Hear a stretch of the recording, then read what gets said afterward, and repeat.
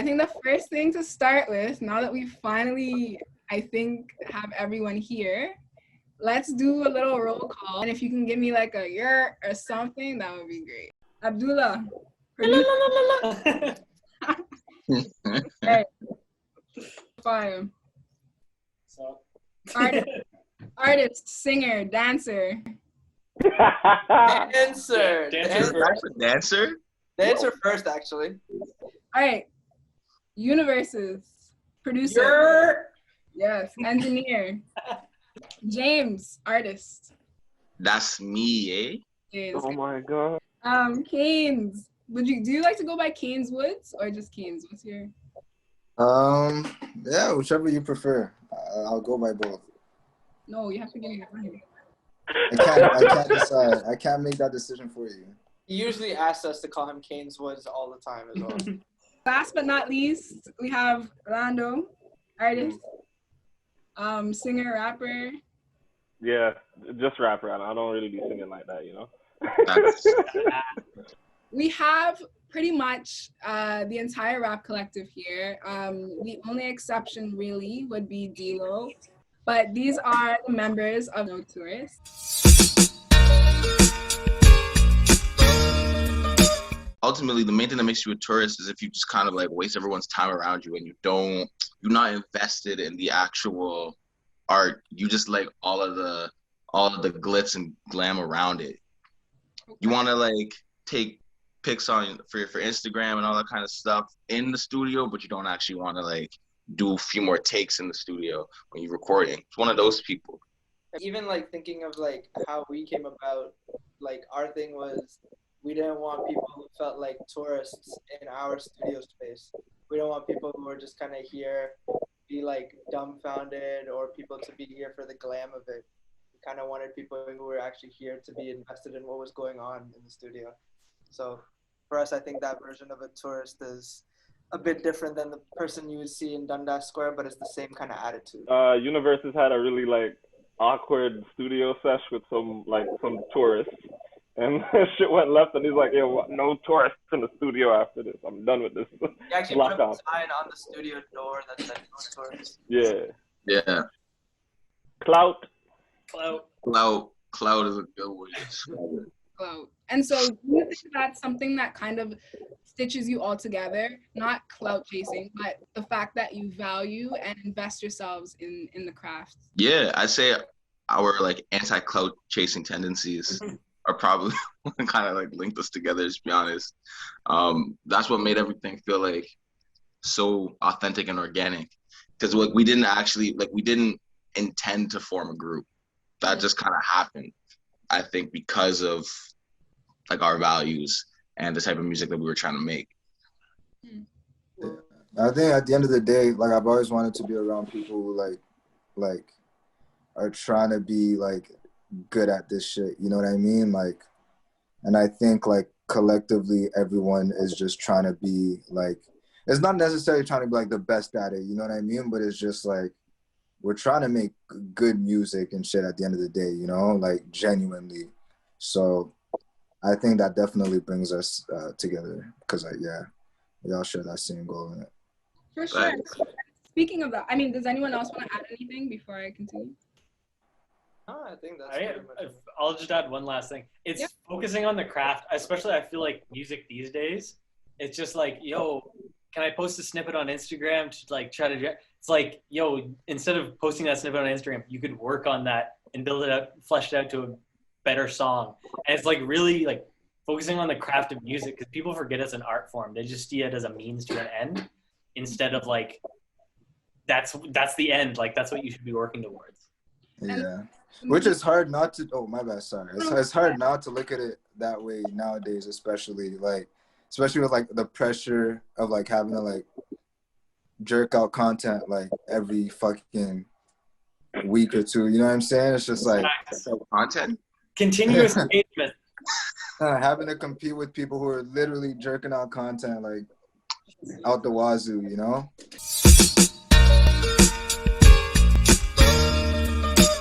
It's like pushing me in a way and having like peers in such a like cold industry, you know what I mean? Like it's like the camaraderie of it. It's like I know everyone's going through the same kind of thing. So like I don't feel like alone in this industry, you know what I mean? So I think that's really important for artists to have.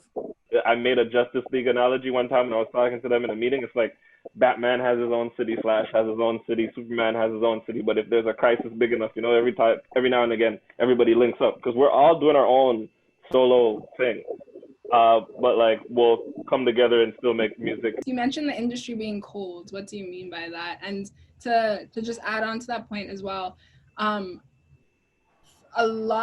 I hear a certain narrative from a lot of people like on the scene, which is like, oh, like everybody's so greedy and selfish and like they don't support each other. And so I don't know, thoughts about that? I do think people are greedy and selfish, but I don't think it's out of like people genuinely just being like that. I think it's out of being like, it's out of necessity for having to survive in like this industry. Like when I say the industry is cold, I mean in terms of like, it's very like survival of the fittest and like everyone wants it, right? So the things people do, you know what I mean? It's like it's gotta be this way, you know? So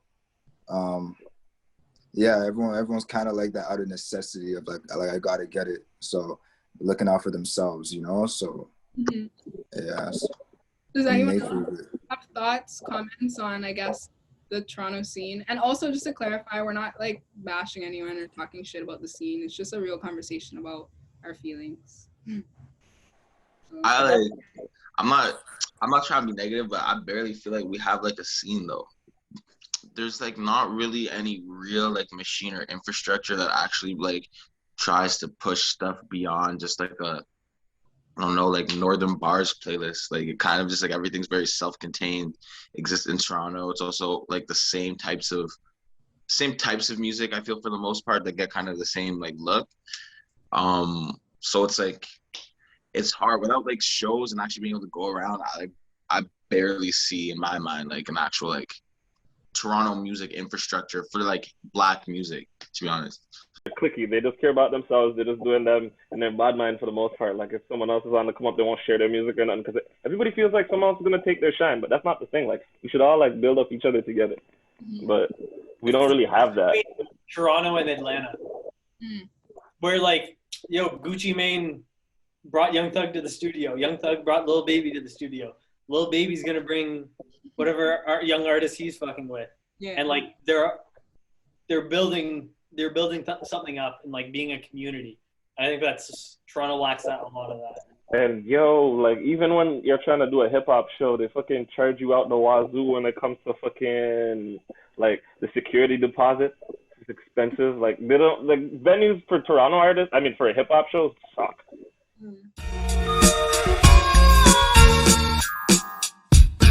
Like what is the creative process like? You know, in terms of you guys all being together but apart, and just there being so many people in the group. A whole lot of phone calls and a whole lot of group chats, because like there needs to be constant communication, especially with like the pandemic causing us to be in such like distance apart from each other.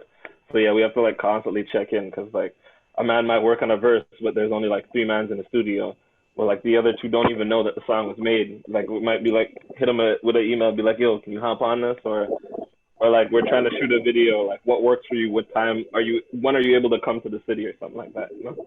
It's frustrating how different it is from what it used to be, like pre-COVID, because we would all just like chill at the studio. So people would just be pulling up. You're feeding off of everyone's like ideas. You're feeding off of just like everyone's presence. It's like bringing up the best of you because like you're surrounded by like other talented rappers and they're pushing their pen game and you want to push your pen game, but you have to like adapt and adjust. So like Lando said, like now it's also kind of scheduled, digitized, meetings, stuff like that, but we still ultimately like get it done. But I can't wait to go back to like how it used to be. You can't replace like just the energy. I don't even remember the last time all 7 of us were in the same studio session, and it's like it's very hard. It's hard to replicate that energy. I'm glad like we at least had some like time together. It's like we kind of already have some natural chemistry between all of us, where it's like you can do stuff more over email. You can do stuff like that. I know how Lando's gonna attack something or versus what Weston's gonna do on a track, right? But like that's I think like the in-person collaboration, and that's like the biggest thing for me personally. A lot of us were like working kind of separately with each other before all of this happened. Like me and Kafire were working together. Uni and Weston were together. D'Lo and Keynes were both in Ottawa together. They knew each other. Lando pulled up into the picture at some point.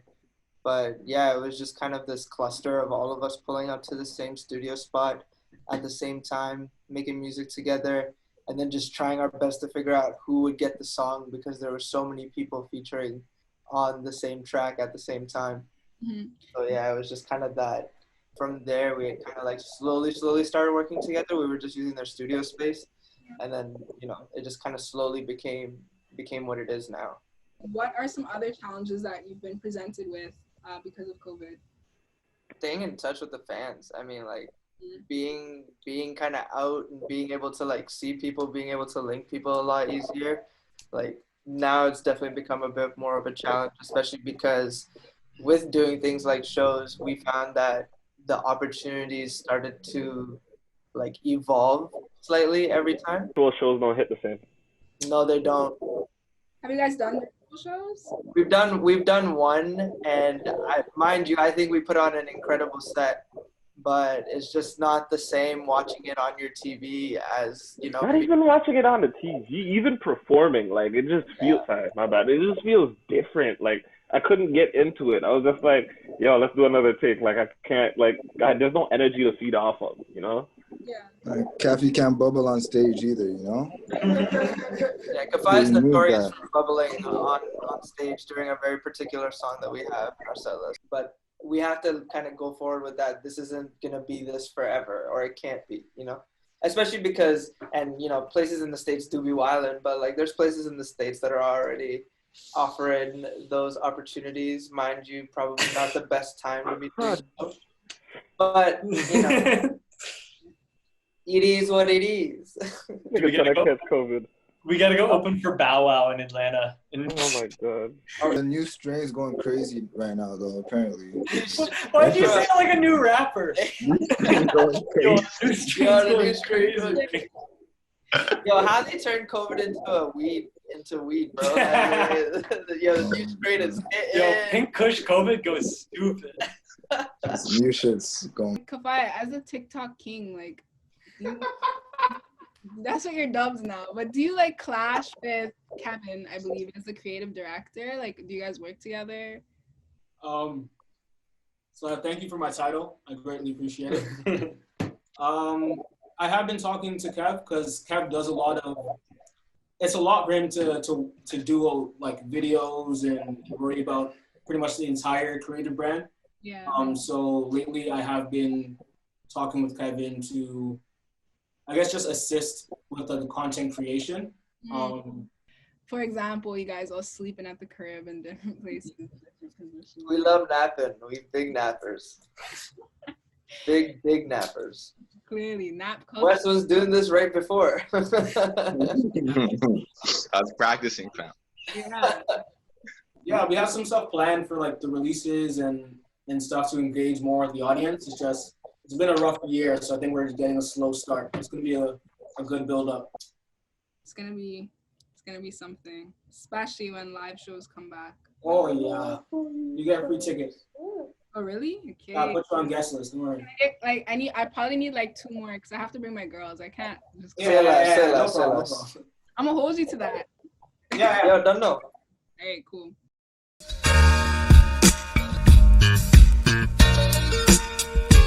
I'd say like Toronto is, I think, on paper, like the most multicultural city in the world. And we haven't released all the music, but we make a lot of like international sounding music. Like I don't think our music, similar to when you talk about rap group and King says beyond that, like we really make like dance songs that are more Afro beats, songs that have like UK drill, almost like boom bap type rap, like jazz, more like bossa nova inspired type songs. Like we really be making international music, and I think Toronto just being that much of an international multicultural city, that would be like where the parallel kind of is. Mm-hmm. And how much of your own upbringing and culture, and ethnicity, like each of you can answer this, how much of that kind of bleeds into what you create in your music? Yo, me, Kafaya, and D'Lo have that song "Satisfaction" that is a full-on like old school dancehall track, and D'Lo's on there using I don't know, it leaks in there all the time without us even like being aware. Canes make songs in French and shit like that. Like I don't know. Sometimes it's just subconsciously there. Like Abdullah might use some South Asian like melodies and shit. Sitar gang. Oh my gosh. And to just talk a little bit about the diversity, your diversity as a group. I mean, can each of you talk about where you're from, your ethnicity? I think for the most part, a lot of us are immigrants or have like immigrant families for the most part. Like I moved here when I was 10. I think D'Lo around the same, maybe like, I don't know when Canes came here. Same age, Dolly. It was same shit. I actually met Canes on the airplane right here, and I was like, "Yeah, I'll see you in a few years, bro." No, I came from Dubai. I was born and raised there. My background's Pakistani. Yeah, I've been here since 2005. First place I saw snow.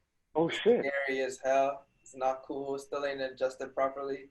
Still would rather have plus 50 over negative 30 any day. Yeah. Ask Weston, me and him got stuck in an incredible snowstorm the other night. Bro, That would 3 never happen hours. if we were in the desert, you know? I'd rather be in a sandstorm.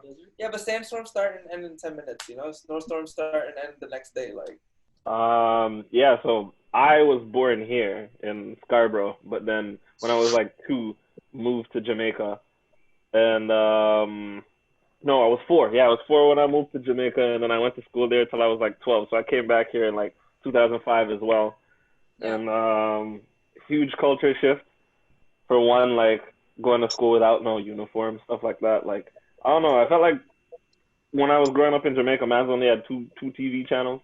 Like, it was one of those, like, life was just so different, like, complete paradigm shift.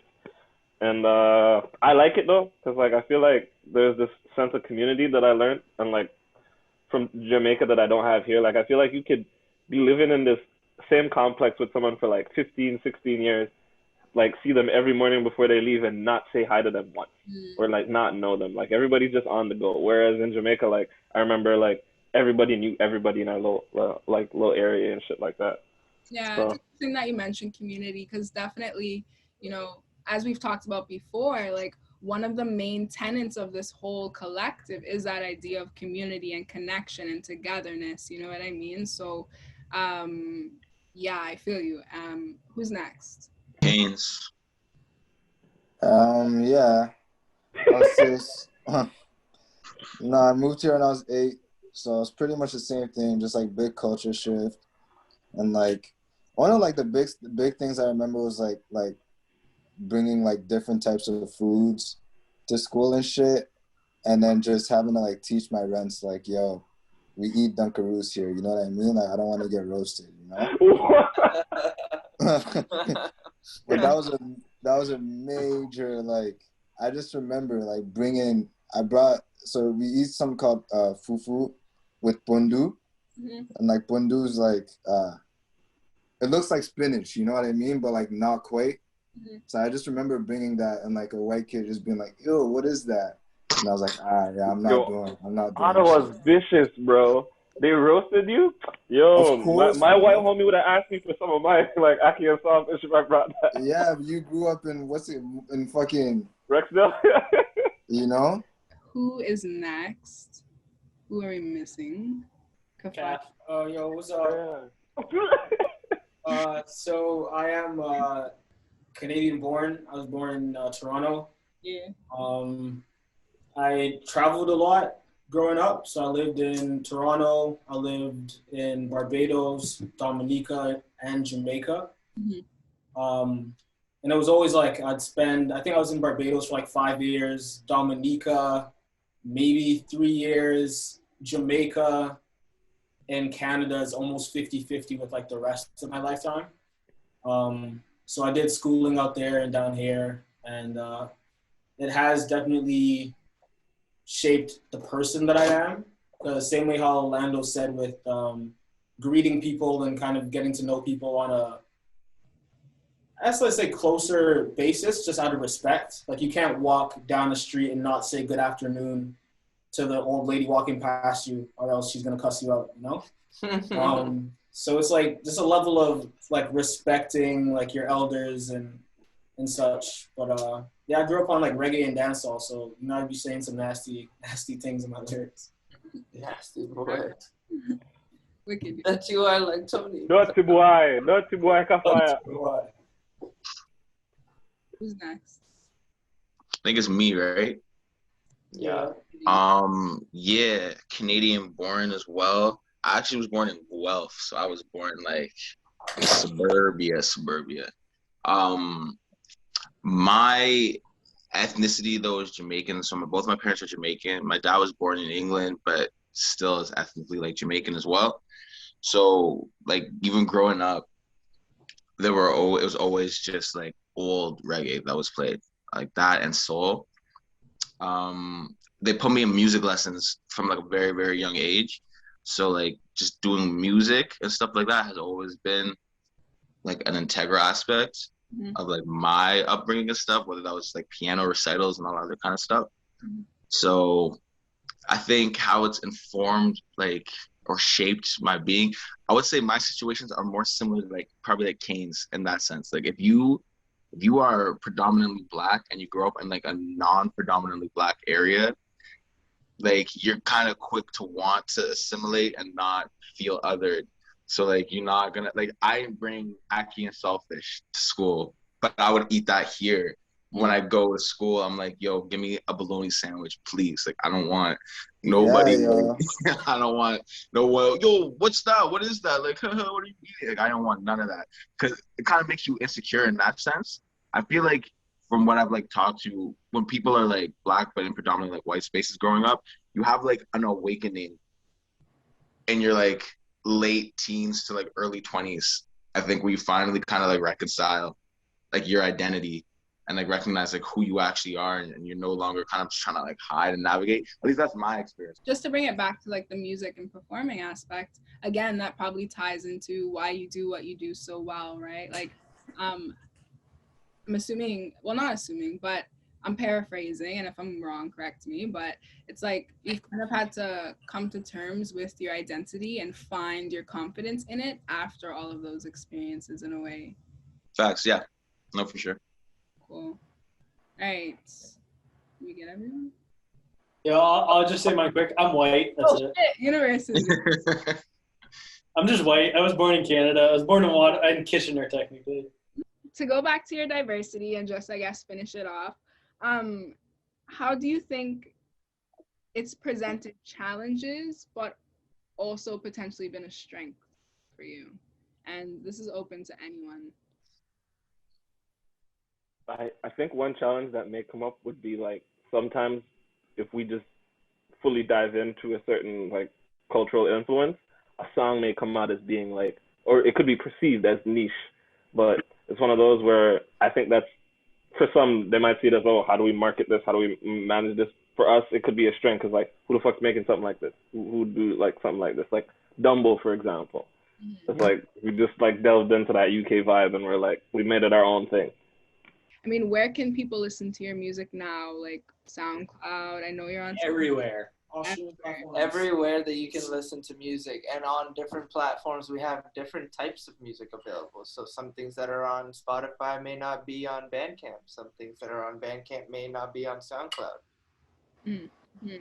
Okay. You gotta hunt. You gotta be a fan, you know? Okay. Not a tourist. Not a tourist. We never get to ask our fans what they think of No Tourist. So how do you think of us? I think And you can be honest. Be objectively honest. It would be nice to hear, actually. That's actually Yeah. Look down. Like, to be honest, because we never get to have chats with, like, I hope you're a fan. to speak on my perception of you, you know, my impressions of you all, I feel this like genuine love for the craft, but also for each other. Like it feels real, it feels authentic, right? And so that really spoke to me because a lot of the time, and I got called out for this, but it's a fact, like there's this certain persona that like this scene people have. And so it was very refreshing to me to like not get that vibe from you all. And then all that cool guy shit type. Yeah. speaking of your music, you have some new projects coming out, I think. Yes, we are in the works for a very delicate timeline that we are trying to execute through this year. But inshallah, we will have a project arriving in the next couple of months with a few bangers. Hopefully, we will have some lead singles coming your guys' way soon. One of the ones is the one that Lando was discussing earlier, Satisfaction. It's a great little Afro beats dancehall kind of vibe with D-Lo, Avery, Lando, and Kafaya. So look forward to that, man. It's going to be a fun year for No Tourist. Music videos on the way. We have a little premiere coming out just now. Yeah, we're doing something with GRM. That's fun, you know? Yeah, and I guess I look forward to a live show because I haven't been to one. Oh, really? Yeah, yo, it's that is lit, some it's lit. experience. I'm gonna have Yeah. apparently me and my girls, courtesy.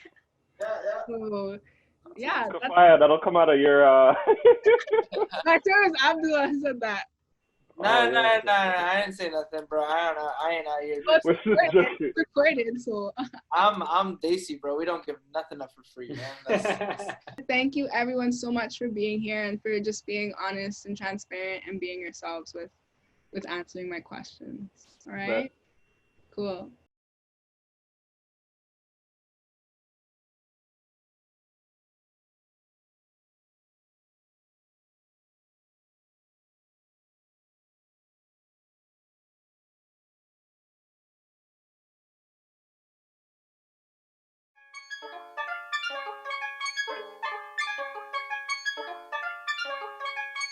Hey, flex, flex. All I do is just flex. I don't call, I don't text.